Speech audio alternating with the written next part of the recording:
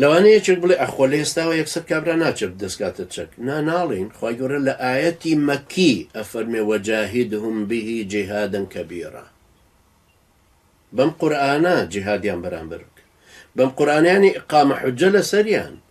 لتكونوا شهداء على الناس ويكون الرسول عليكم شهيدا شاهدي دانتان لسر خلقي چۆنە بن بە شاهد لەسەر خەڵکی کە تۆ خۆت ناتوانانی حقیقەتەکە یا فێر نەبوو یا ناتوێ باسی بکەی ناوێری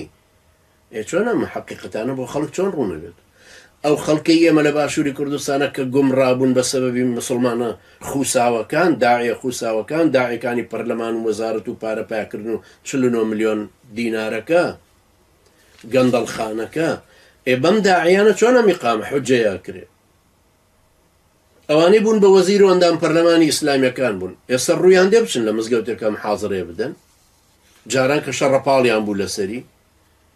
جاران کۆستەریان بەکرێگر لە گەڕەکەکانەوە بۆ مزگەوتەکان ئێستا توانن بڕۆن لە مزگەوتەکان محازڕێ بدەنەوە